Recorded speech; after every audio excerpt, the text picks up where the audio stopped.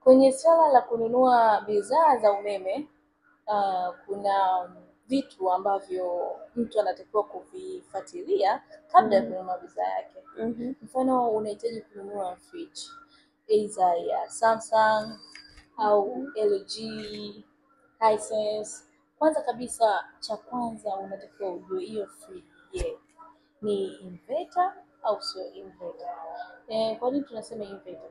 Tunasema inverter ni kwamba kuna friji ambayo inatumia umeme kidogo na kuna friji ambayo inatumia umeme mwingi. Je, kwa matumizi yako wewe ya nyumbani, umeme wako unavyoona ambavyo unahitaji wewe kutumia, unahitaji friji aina gani? Inayotumia umeme mwingi au inayotumia umeme kidogo? Ukiachana na hiyo swala, pia kuna wanasema no frost au frost. Kuna friji ambayo inagandisha space yote ya friji na kuna friji ambayo inagandisha kitu kama kitu. Je, kwa wewe unapendelea friji yako igandisheje? Igandishe kitu au igandishe friji yote? Kwa mfano, kuna mteja alikuja juzi, alikuwa anatafuta friji lakini alikuwa hajaamua anataka friji aina gani. Nikamshauri achukue ambayo ni ya no frost, ila alikataa. Unajua hizo friji hazikuwepo zamani.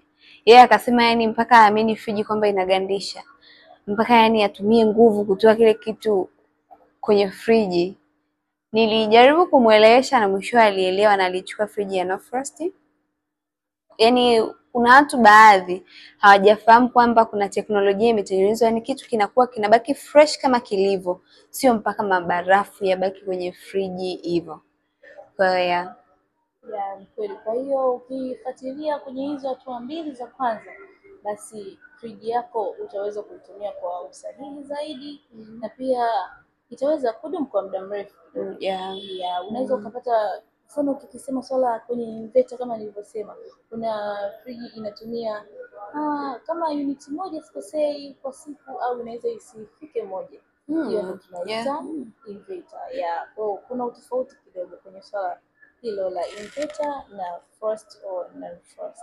Kuna nyingine pia hazijawekewa mfumo wa inverter, zimemakiwa tu kwa A+ au AA+. Sana sana kwenye Hisense inakuwa ni A+ au AA+. Yaani inakuwa ina matumizi madogo ya umeme, ile AA+ inakuwa ina matumizi madogo zaidi ya umeme. Kwa hiyo tungependa kuwaambia wateja wetu au hata wanapotutembelea ofisini kwetu, tunakushauri kuwa uchukue kitu gani, uchukue frost au ni non frost kwa ambaye anapenda ipi.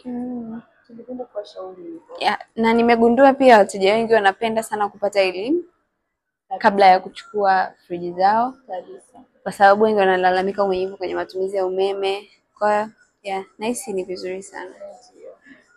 Tukija kwenye swala la TV,